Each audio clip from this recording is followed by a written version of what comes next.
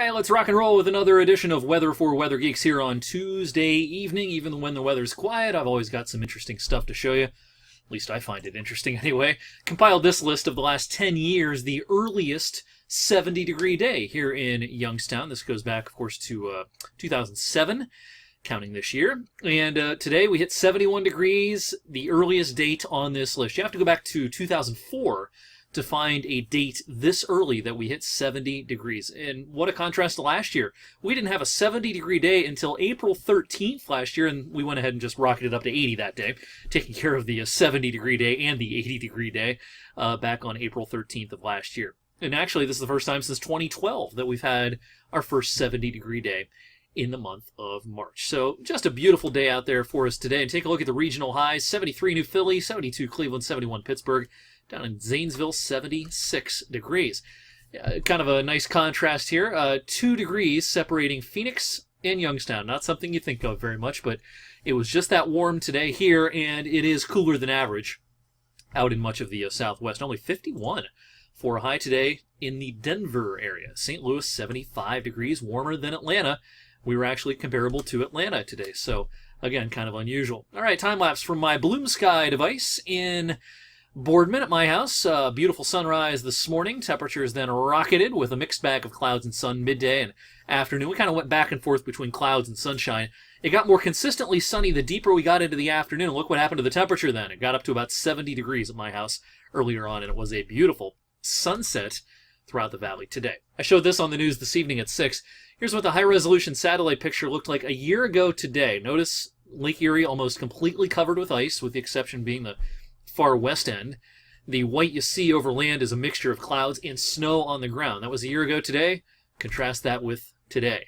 It's a whole different scenario. No ice at all, pretty much, on Lake Erie, and no snow on the ground in eastern Ohio and western PA. The white you see today was the cloud cover. All right, so we've got quite a mess down across the southern plains, the Mississippi Valley, and this is going to be a long night and a long day tomorrow of heavy, heavy rain that's going to park over the same places. And check out these 48-hour rainfall totals on the RPM model here. I mean, pushing the top of the color bar here with perhaps 10 to maybe 12 inches worth of rain. Parts of Louisiana, southeast Texas, around Houston, and then heading over into parts of Arkansas and Missouri as well. And I showed this last night, but you'll notice that our region is not in the heavy rain zone, but I do think that we've got a modest rain event coming our way for Thursday into Thursday night. But in the near term, I think tomorrow's another nice day. Again, not bright and sunny, particularly north of Interstate 80. The farther south you are tomorrow, I think the more substantial sunshine you'll see. And I can't even rule out a quick shower tomorrow afternoon. Again, particularly up towards I-90, but even as far south as perhaps I-80. Might be a quick passing shower tomorrow afternoon. It's a 20% chance kind of a thing.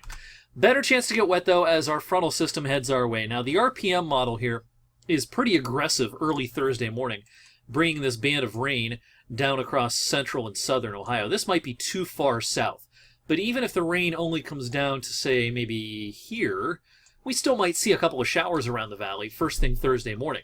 Then perhaps there's a lull and then another wave of rain for Thursday afternoon as the actual front gets set to push in. So I think we'll get wet a couple of times Thursday into Thursday night. This will clear out of here by daybreak on Friday, and high pressure will build in. I think Friday probably starts with some clouds, and we'll see some sun for the afternoon. Now, Friday's temperatures will be 10 degrees above average, but it'll feel kind of cool. It won't be in the upper 60s. It'll be in the lower 50s.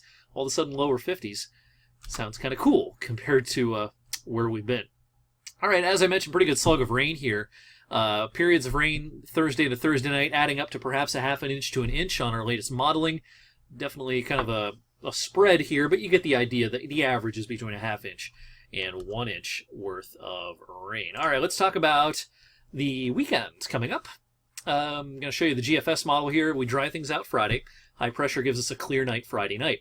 Then on Saturday, as that high shifts east, the same front that brings us the rain Thursday is going to start lifting back north as a warm front. And it will bring us a chance for a shower by Saturday afternoon, Saturday evening. That said, I think the better chance to get wet is on Sunday. When you compare the two weekend days, here's a look at Sunday. We've got just, scattered showers around according to the GFS, and other models have a similar idea. And this threat for wet weather will continue early next week. Not much sun early next week. Threat for showers here and there, perhaps all the way through Tuesday. All right, as far as the warmth, Here's a look at the 16-day temperature anomalies up at about 5,000 feet, but it gives you an idea also what's going on down here at the ground. The warm air is going to stick around through at least St. Paddy's Day, I think, end of next week, basically. Here's next Wednesday, a week from tomorrow, still very warm. Next Thursday, and then finally by St. Paddy's Day, and especially into the following weekend, the modeling is starting to really kind of clue in that at least for a couple of days, it's going to turn cooler. This cooler air across the middle of the country does manage to come east, and so right around the 19th, 20th, 21st, we should start seeing more seasonable weather, maybe a day or two below average, but at least we should get back to about average for mid-March, a little after St. Patrick's Day. But I'll tell you what, up until then, a lot of days with highs in the 50s and 60s over the next 10 days. Thank you for watching the Tuesday night weather for Weather Geeks. I've got some time off for the rest of the week.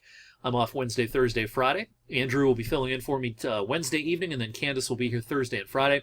So this will be the last weather for Weather Geeks until Monday. Enjoy the rest of the week. I am not going to be off the grid or anything. I'll check in occasionally on social media, and you can check out my forecast tonight on 21 News at 11 o'clock. I'll see you then, and have a great night.